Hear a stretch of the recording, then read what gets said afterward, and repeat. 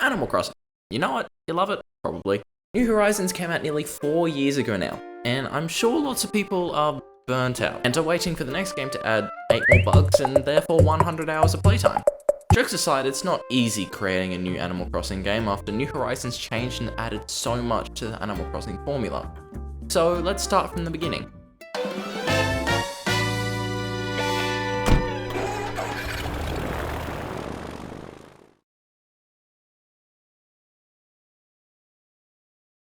Now, actually, before we start, because Animal Crossing has lots of already well-established features such as fishing, bug catching, fossils, bells, ugly villages, furniture placing outside, cooking, DIY, etc. I won't really be covering those features because otherwise this video will be way too long. So, yeah. Tom Nook wants to expand his business empire by creating a new town. I don't know, man. I'm lost for reasons to go to a new town, don't ask me. And because of your involvement in the Deserted Island Getaway package, he asked you to help him. When it comes to the setting of this new Animal Crossing game, let's call it Animal Crossing New Horizons, I think that Animal Crossing New Leaf actually hit the mark with the town setting, and I personally like the town setting anyway. So in the starting sequence, Tom Nook asks you what layout you think the town should be. This time, layouts will be randomly generated, and you can refresh the selection until you find the layout that you want. In this part, you can also choose what fruit you would like, picking out of apples, pears, oranges, peaches, cherries, as well as new fruit like pomegranates and lemons. Here you can also choose which hemisphere you want to be in, and also which continent you want to be in. Now you might be thinking, continent? Picking a hemisphere picks which order the seasons rotate in, but picking a continent changes how intense the seasons are. For example, if you pick Oceania, yes, it's called Oceania, not Australia, because if it was Australia, then poor New Zealand is just left out. Anyway, if you pick Oceania, then it will rain more than usual in summer, and the snow won't be quite as thick in winter, and etc. Picking a continent also changes which fish and bugs appear more in each month. This doesn't mean that creatures appear in different months if you pick a different continent, they just appear in larger or smaller quantities at different times. After, Tom Nook needs to see your passport so you can travel to the new town by plane, which is a cheap segue to character creation. Here you can customize hair, skin tone, eyes, eyebrows, nose, mouth, and also pick from a small selection of starting clothes. After finishing up, you get on your way to the new town. On arrival, the plot is fairly overgrown and deserted. Weeds, vines, and trees everywhere. But with a little starter kit from Tom Nook, you go to start clearing out the place. Tom Nook then gives you a few marker kits, letting you choose where the town hall, your house, and where Tom's house will be. Yeah, that's right. The Trash Panda, as well as other future shopkeepers, have houses that they can be in when their respective store is closed. The shopkeepers can also be found walking around and interacting with other villagers. After placing down all of the marker kits and setting up your and Tom's tent, it's now quite late and Tom suggests that you should get some rest. After having a quick nap, you wake up and time starts magically flowing, and just like the past games, will sync with your actual clock. Tom Nook meets you outside and reminds you that you have a jailbroken iPhone and have the ability to make entire buildings within seconds at a tree stump. From here, the world becomes your Manila clam and you begin your journey to make the best town ever.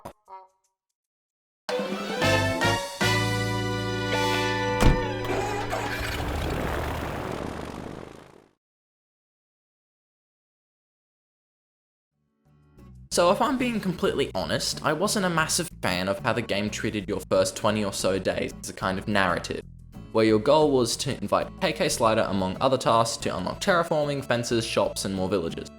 This time there's plenty more to unlock, but it's not restricted to waiting until the next day to progress. This should mean that players can progress quicker, but not too quickly. First of all, Tom Nook puts up a bulletin board outside the marked town hall with posts that act as a kind of to-do list. For example, if you collect 30 of each wood, you can build a new house for the villagers to come stay in. Or if you catch enough fish and bugs, Tom Nook decides he needs a way to sell them off, so he invites Timmy and Tommy over to build a store. This board will also be a way to unlock some more of the town customization tools, such as terraforming, paths, bridges, ramps, the like. As Tom wants to make this as bustling of a town as possible, he has many stores and services in mind to bring the town to life. These include a museum, an emporium, a tailor's, a club, a gardener's, a fortune teller, a dream, reader, teller, you know what I mean, Luna, an auction house, a hairstylist, a Happy Home Academy, and an art gallery run by a totally legit salesman.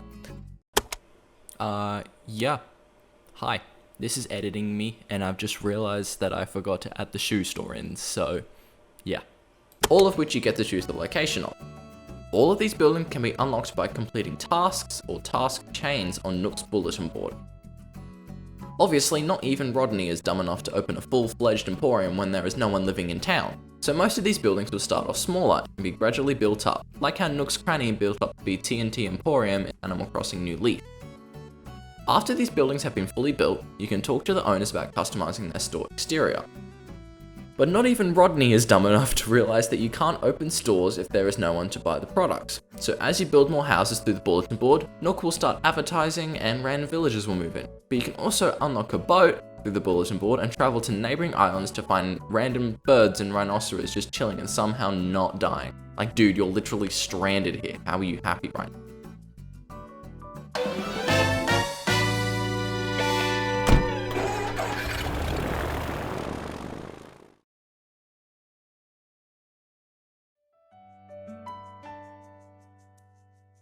Now this section is going to be a bit of a mess of new features that I thought would be pretty cool to add.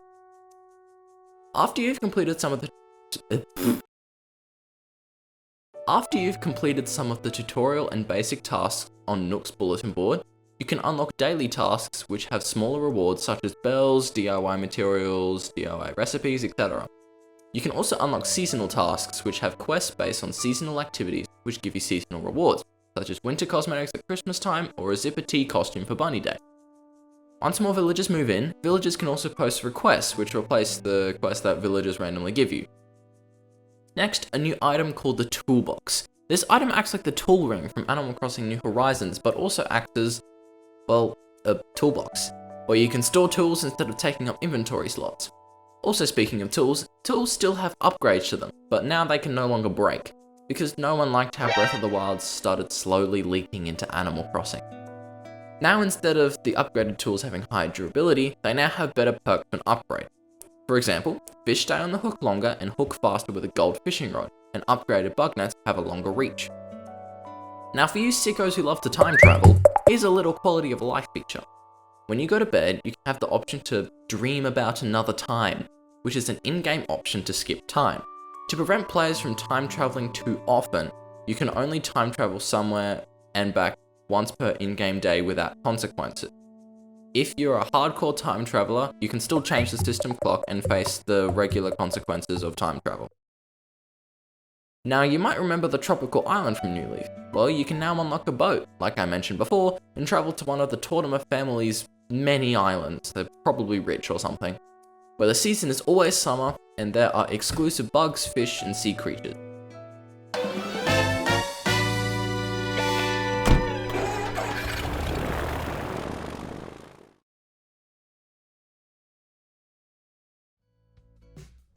Now, as I said at the start, all of the customization from the last game, such as furniture, customizing furniture, flowers, clothes, etc., will still be in the game, so I won't really cover it. Now, being an Animal Crossing game, customizations are a massive part of it. With this new game, customization will be taken to a level higher than Maple's popularity. Like last time, your character will be able to wear shirts, pants, socks, dresses, shoes, the like, you know. But this time, headwear is a little more advanced. Now, instead of having one face and one hat slot, there is now an eyewear slot and facewear slot, like masks and bandanas and such, as well as an earring slot. So this time your character can get all the drip. Why'd I say that, God? Oh. Next, after each store is fully upgraded, you then have an option to customize the exterior of said store. You can change the color and material of the roof, door, trims, walls, and select storefronts. When it comes to placing custom designs as paths, you may have noticed that the sound they make when walked on is just grass and boring.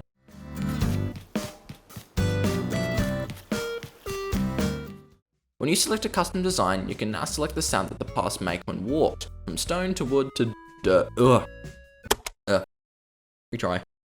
When you select a custom design, you can now select the sound that the paths make when walked, from stone to wood to dirt, among many others.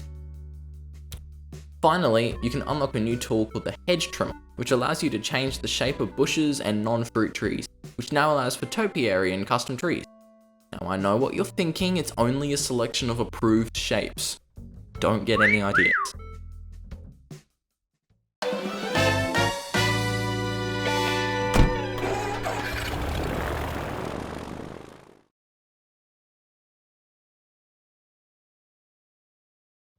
When I talk about social aspects, I mean things such as multiplayer, villages, and events.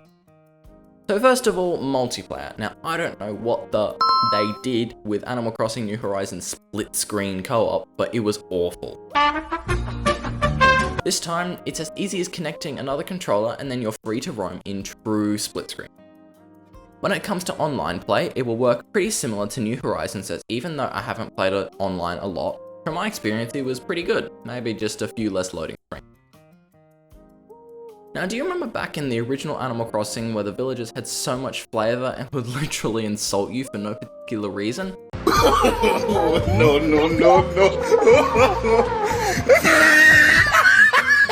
Well, that made for some awesome and hilarious interactions, so we're gonna bring back the personality of each villager. Speaking of personalities, there's gonna be a new personality called Naive, where the villager isn't dumb, but they're not particularly intelligent either. They question literally everything. Also, remember how the villagers can post requests on the bulletin board? Well, now instead of villagers randomly asking you for a long lotus for some shirt, they can ask for it on the board. By completing their request, you can earn friendship points with it, which, well, increases their friendship with you. Becoming better friends with a villager comes with many perks, such as better rewards for their requests, a lower likelihood that they'll ask to move away, and a higher likelihood that they'll teach reaction, and a higher chance that hangout events will occur. Though I'm not sure the last one is really a perk or not. However, you can also lose friendship points by not talking to them for a long period of time, give them unliked gifts such as rubbish you fish up, or by hitting them with a net. There is now an effective way to get the ugly villagers to move out. Now, if you've somehow made it this far, stay with me for just a little longer. The second last topic I want to cover is events. Remember at the start we have to pick a continent for your town. Well, which continent you pick can decide which extra holidays your town celebrates. Currently, Animal Crossing only has a few global holidays with actual activities, being New Year's, Bunny Day, your birthday, Halloween, Festivale, Turkey Day, and Toy Day. Depending on which continent you pick adds extra holidays to the schedule, each with their own activities and rewards. For example, if you pick Oceania, your town will celebrate Anzac Day, a day dedicated to remembering the Anzacs that fought in Gallipoli in World War I, where you collect poppies and plant them in the town square to pay respects. And we'll also celebrate Australia Day, the English discovery of Australia by Captain Cook, where you collect ingredients from villagers to have a barbecue in the town square. Asia will celebrate Chinese New Year, North America Independence Day, Europe King's birthday, etc, etc. The town square outside the town hall is also home to other more regular events. For example, on Saturday, after reaching a semi-high town rating, Keke Slider will come to town and play for you, and on Sunday, there will be a small market where 4 stalls will be set up. One will be Daisy May and her turnips, one will be 2 random furniture items, one will be 2 random clothing items, and one will be 2 random DIY recipes. All of the store's stock, except Daisy May, will be at a lower price than the regular stores, so you might find a bargain.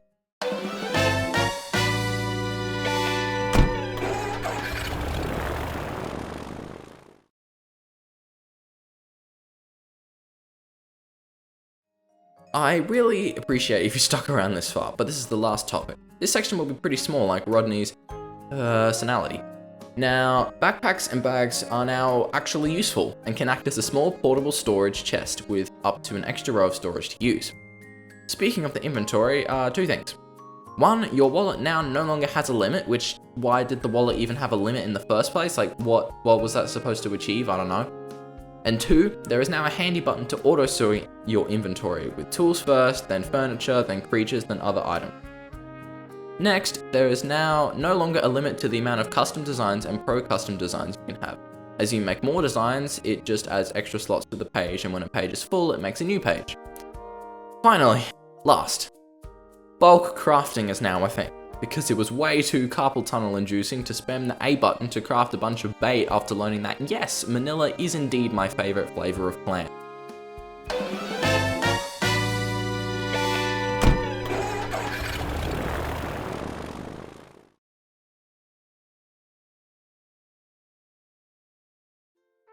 Okay, how was that? I'm totally aware that the uploads on my channel have been inconsistent, to say the least. I just lost motivation and also didn't have any ideas that were good.